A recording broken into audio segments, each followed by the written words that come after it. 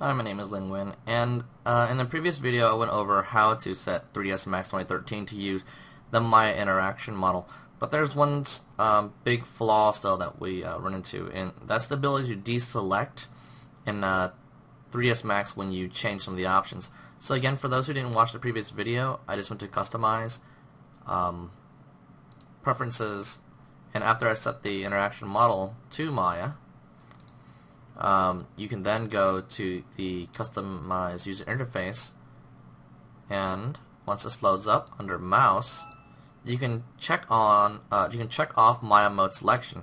But the problem you get is that your Alt key, which you use deselect in Max, is still overridden by Maya's navigations. So what I did was I decided to change my shortcuts from Alt to Ctrl Alt. For some of you, you can probably live with this and you'll be fine with it, but I still preferred using just one key. And what I decided to do was I overwrote my Windows key to become the Control and Alt combinations. So for those of you who have never done something like this before, it's a little simple registry hack. There are programs out there that help you do the registry hack. So I'm going to talk about both those programs. So one of them is SharpKeys 3.5, or you can use 3.0, both still work. What it allows you to do is remap any key on your keyboard to any other key you want. And I realized my Windows key in general kind of gets in the way. When I'm using Maya, I press it on accident, and it still lets me navigate, but the little start menu pops up. And I use it in games when I don't mean to. So instead of removing the key like many have, I decided to make that key quite useful. I still left my Windows key on the right-hand side because you're allowed to control exactly which Windows key to control. So if you download and run this little script here, a program that you have, you should get something that looks like this. So if I click Add and I click Type Key, you can type in your left Windows key. I've already overridden my left Windows key, so you can technically just look down here and find under Special, and you'll find the, see there goes right Windows key, and I've already overridden my left Windows key, so you wouldn't see that there. But when you press it, you can assign it to something. The problem with Sharp keys is you cannot assign multiple keys to one. There's only step one of how to get the Windows key to work like multiple key presses. So I decided to set that key to F15. So I decided to change the Windows key to F15. Why F15? Because it doesn't do anything. So a key that does absolutely nothing, that you probably don't even have on your keyboard, I assign it to that. So after I assign it to F15, which you can find in here, there is all these different function keys, and it's up to 15. I set it up that. And once you click OK, and click Right Registry, it'll reset everything in there. As you can see right here, some of these were redone, and one of these keys were set to F15. And once I did that, wrote to registry, it's going to require you to restart your machine in order for that to take effect. So I restarted the whole machine, let it take effect, and then the next one I run is Auto Hotkey. This allows you to set any key to become just about anything you want it to be, as long as you know how to script the key. So I downloaded it and installed Auto Hotkey, and I decided to add other little special ones. But the important one is being able to have that new F15 key become a Control Alt combination. And I looked over tutorials and forums and documentation, and with some help I figured out how to get it to work. And the script for it, I'm going to open it right now.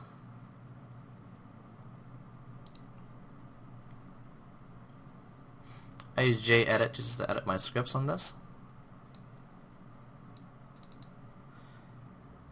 And I set my F15, send, Control down, Alt down, return, F15 up, send, etc. And I have the asterisks before the F15. The first time I ran this without the asterisks, it wouldn't work. So now I have it so it works, and all I had to do was add the asterisks. I'll be adding this sample code to the bottom in the description. So if you can't see it here too well, I'm going to retype this in the description so you can simply copy and paste it. But once I have that set up, it requires you to run the application. So once you have that, what you're going to get in the end is something that looks like this. And what you want to do is right click and compile your script. If you have an error, it won't compile and it'll give you an error. After you compile it, you can right click and run script. The nice part is it gives you this little exe file that you can take it to you anywhere you want. And each time you run this on any machine, it'll overwrite your F15 key, become the Control and Alt combination.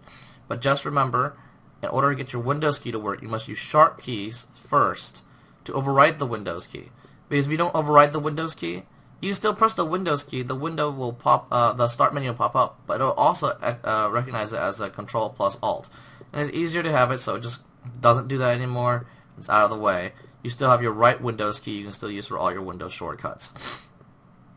But yeah, I have that. After all of that is done, I have it so I always have it auto launch when Windows launches. So you want to put that in your startup. If you click on your little start button and you just type out startup, you should get a or you can just browse for it too. It's a folder, so you click all programs, just scroll all the way down, and you'll find startup. You see, right click on startup and click expand. You can find some of the stuff in there. You can also click open or explore, and when explore pops up, you see right here, this is exactly where it's at. It is in your users, your username, app data, roaming, Microsoft. It's a pretty long path. So I just click on the start, all programs, scroll all the way down until I find the startup folder, right click on it, click explore, and I drop my exe file in there. As you can see, I have several different ones. That'll allow you to have it start up each time Windows starts up, so you don't have to worry about running it every single time. And once that's all set, now I can just hold the Windows key, use my navigation with the left, middle, and right mouse buttons to do exactly what I want. I still have my Alt key to deselect. So, for example, I have a teapot here, another teapot here. I can Control to select, add to selection, hold Alt to remove from selection. So it's quite useful. I do recommend doing this if you're just starting out with Macs. Just remember that each time you change your interaction model, all of your hotkeys will be reset. So I do recommend going inside your customized user interface after you set all your hotkeys to save it out, and each time it resets, you can always reload it back. That goes the same with your keyboard, toolbars, quads, or anything else that you have. The interaction model resets it. It's kind of annoying, but there's always a way around it, okay? Hope that was useful for you guys.